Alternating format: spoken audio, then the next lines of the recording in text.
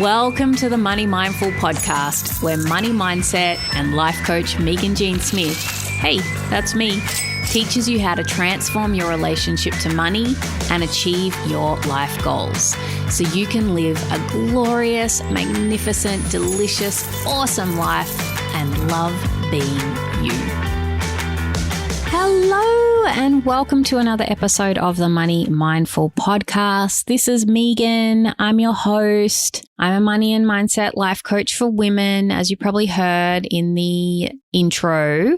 So you might not, I don't know if I've talked about this recently on the podcast. I don't think I have, but we're actually moving about 5 hours away from where we live now to a beautiful beachside town. And hopefully by the time this goes to air, we will have secured a great place to live in. But we are currently up to our eyeballs in rental applications. We're going to rent there for a little while first to see if we love it. And if we love it, then we'll settle down there and buy a place. But while we've been going through the rental application process, we've had to provide all documentation of our income. And I wrote in one of the emails, oh yes, and by the way, we have 40,000 passive income. I forgot to put that in. Here's the documentation of that.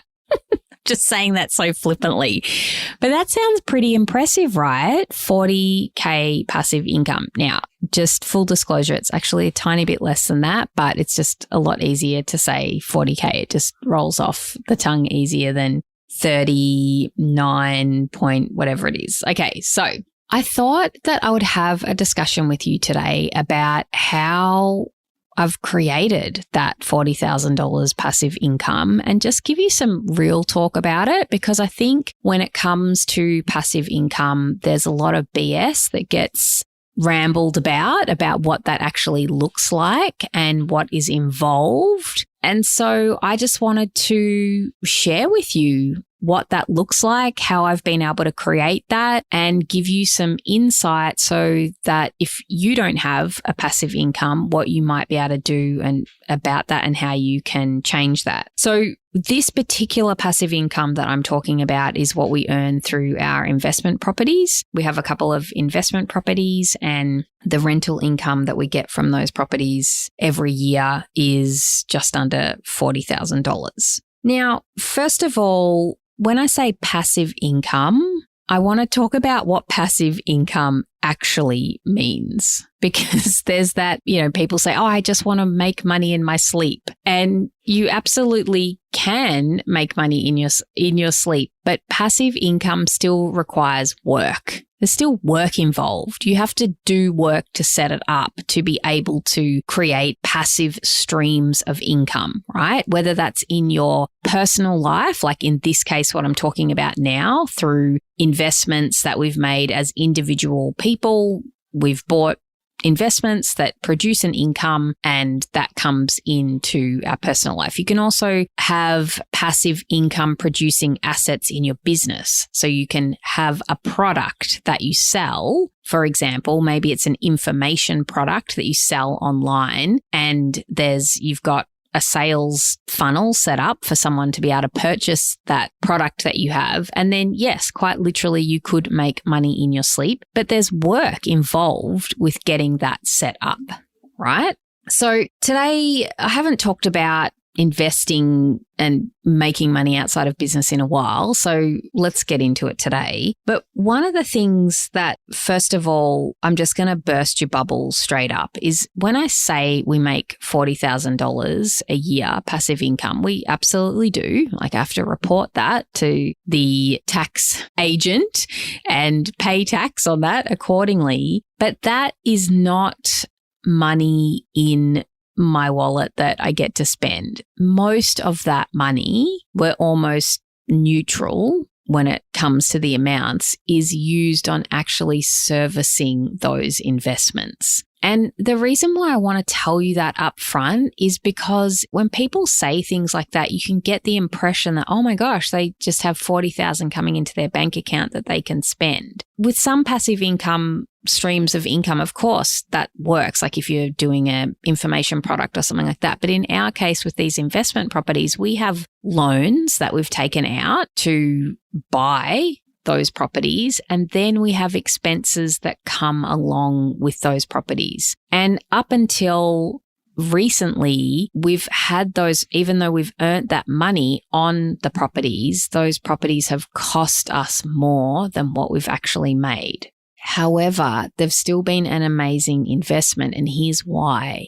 You can build money right now in the present moment for cash flow for the current revenue that you make, right, in your business, but you can also build money or build wealth for your future self. And that is what this money is about. So this is slow money, what I like to call slow money. It's money for my future. So it's absolutely worth me having to pay some money, put some money aside to cover some of the expenses for these investment properties, because we're in this for the long game. This money is to go into my bank account and be cleared funds in the future when we've paid off the loans and when I've retired, right? So I'm not investing in these properties to be able to have that money now to live off. So this isn't really a con in my mind, but I want to go through the pros and cons of this 40K passive income and what I see that gets in the way of people being able to create this kind of income.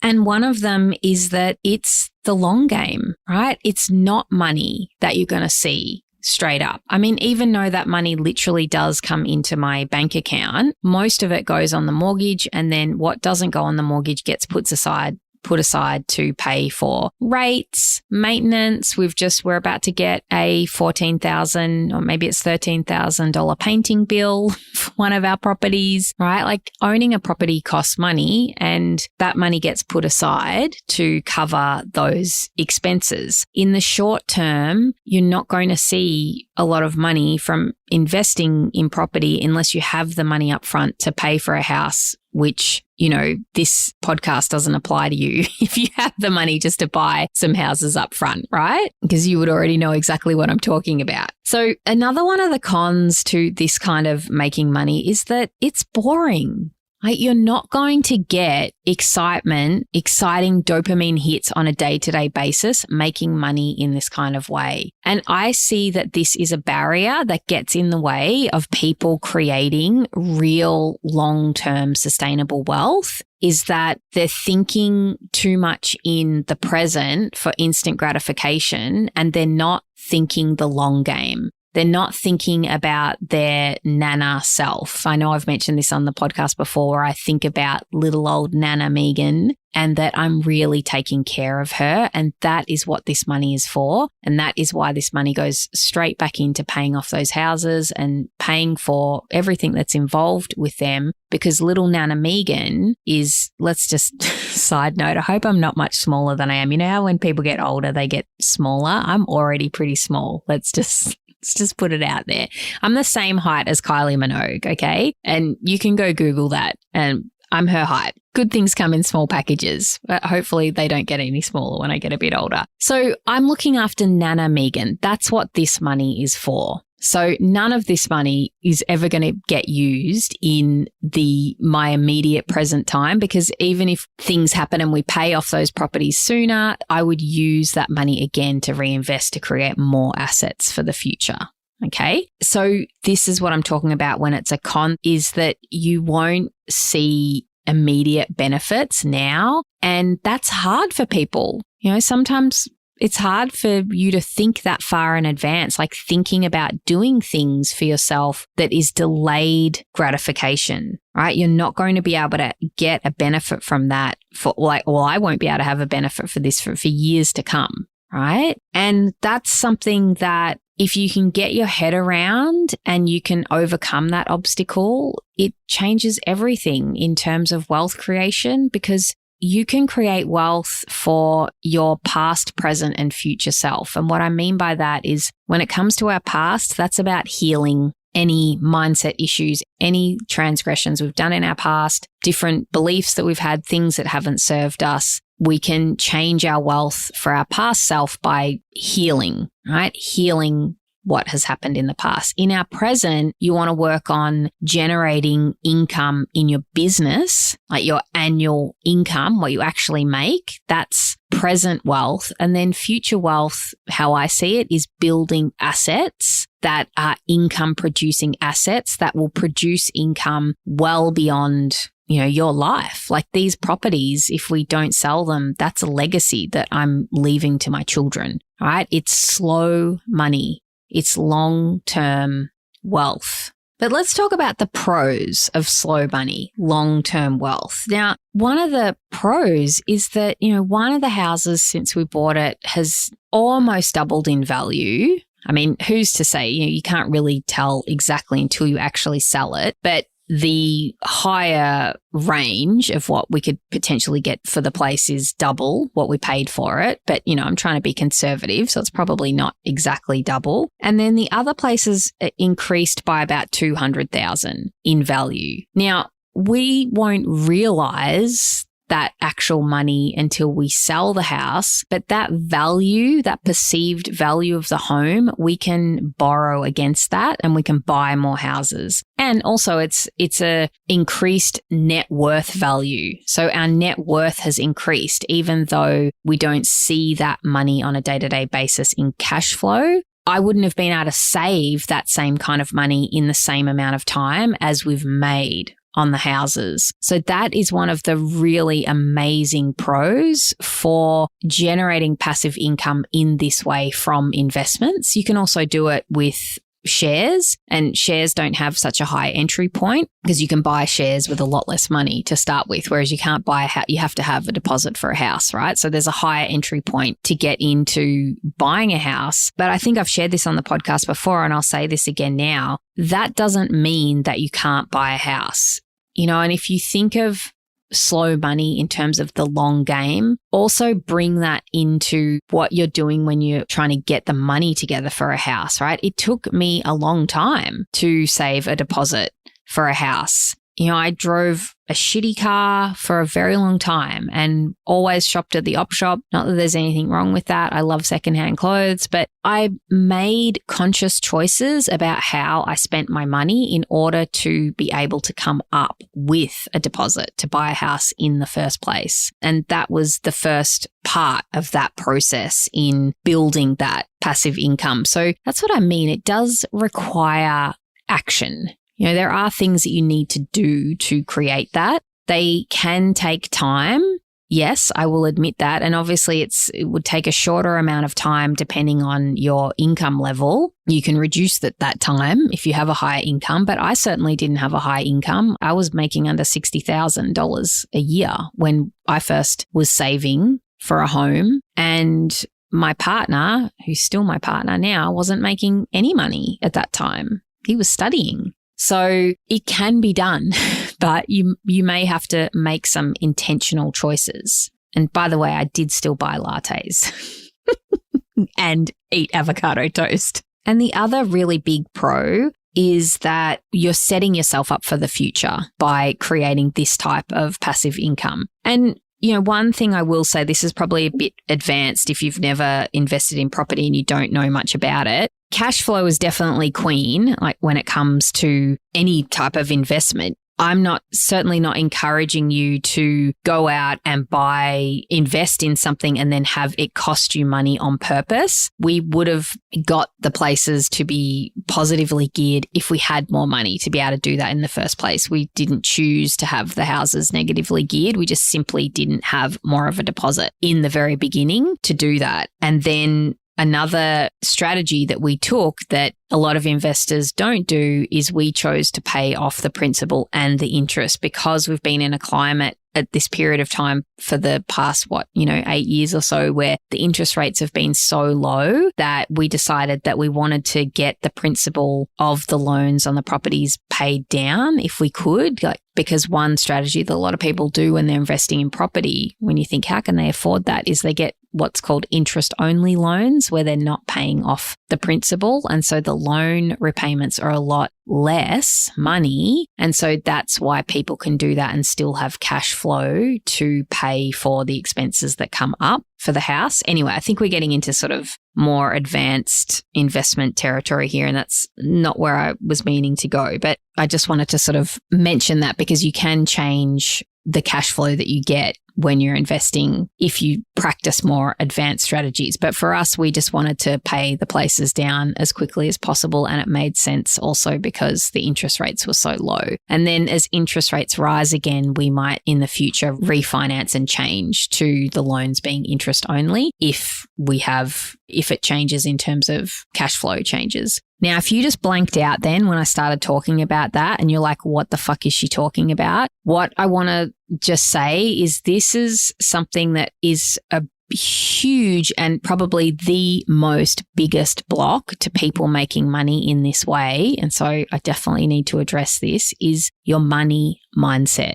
If the first thought that came into your mind then was, oh my gosh, this is really complex, I don't understand what she's talking about, or I don't get how to do that, or I couldn't possibly invest in property, that is mindset, okay? I didn't go and study economics or accounting at university. I don't even know if you can study property investing.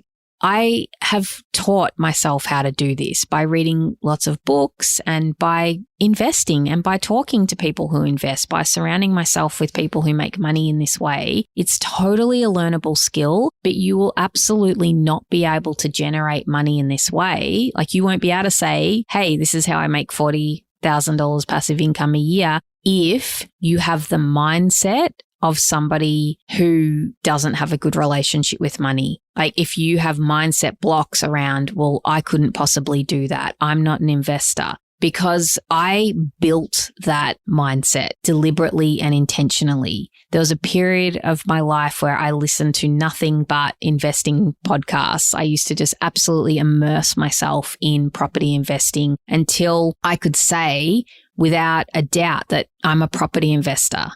Right. But at first that was really weird. Like that did not feel comfortable and it didn't feel believable, especially before I didn't even have a property.